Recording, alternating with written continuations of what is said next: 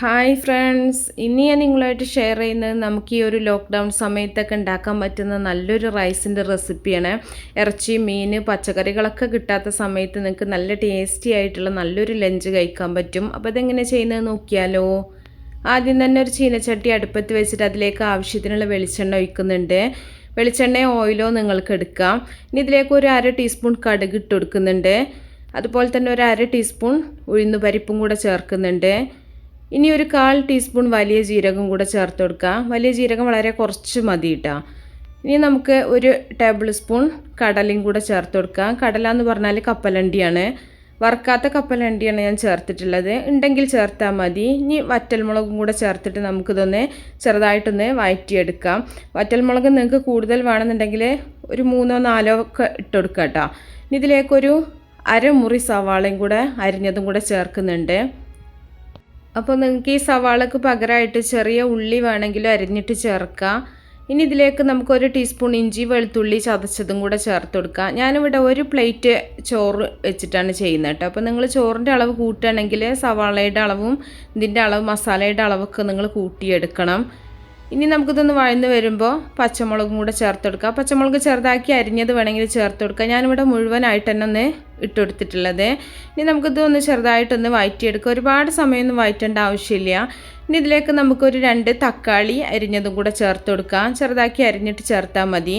അപ്പോൾ തക്കാളി ഞാൻ പറഞ്ഞല്ലോ, ഒരു പ്ലേറ്റ് ചോറായത് കാരണം തന്നെ നമ്മൾ 2 തക്കാളിയെ ചേർത്തിട്ടുള്ളൂ. അപ്പോൾ ചോറിൻ്റെ അളവ് കൂട്ടുകയാണെങ്കിൽ നിങ്ങൾ തക്കാളിയുടെ അളവൊക്കെ കൂട്ടിയെടുക്കണം കേട്ടോ.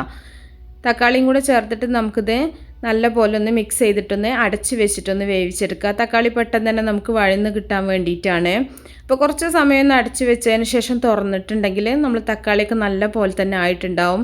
ഇനി നമുക്കൊരു 1/4 ടീസ്പൂൺ മഞ്ഞൾപ്പൊടി, ഒരുപാട് മഞ്ഞൾ വേണ്ട. അതുപോലെ നിങ്ങളുടെ എരിവിന് ആവശ്യമായിട്ടുള്ള മുളക് പൊടിയും കൂടെ ചേർത്ത് കൊടുക്കുക. മുളക് പൊടി പലർക്കും നല്ല എരിവ് വേണ്ടവരാണെങ്കിൽ നന്നായിട്ട് നിങ്ങൾക്ക് മുളക് പൊടി ചേർക്കാം കേട്ടോ. എരിവ് ഒട്ടും തന്നെ കഴിക്കാത്തവരാണെന്നുണ്ടെങ്കിൽ അതിനനുസരിച്ചിട്ട് ചേർത്താൽ മതി. ഇനി ഒരു 1/4 ടീസ്പൂൺ ഗരം മസാലയും കൂടെ ചേർക്കുന്നുണ്ട്.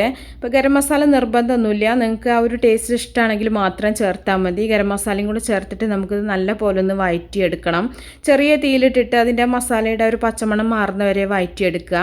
ഒരു 1/2 ടീസ്പൂൺ ഉപ്പും കൂടെ ചേർത്തിട്ടുണ്ട്. അപ്പോൾ ചോറ് ചേർത്ത സമയത്ത് നമ്മൾ ചേർത്ത് ഇളക്കുന്ന സമയത്ത് ഉപ്പ് വേണമെന്നുണ്ടെങ്കിൽ നമുക്ക് പിന്നെ ചേർത്ത് കൊടുക്കാം കേട്ടോ. അപ്പോൾ ഉപ്പ് നോക്കിയിട്ട് ഓരോരുത്തരുടെ ടേസ്റ്റ് അനുസരിച്ചിട്ട് നിങ്ങൾക്ക് ഉപ്പ് ചേർത്ത് കൊടുക്കാം.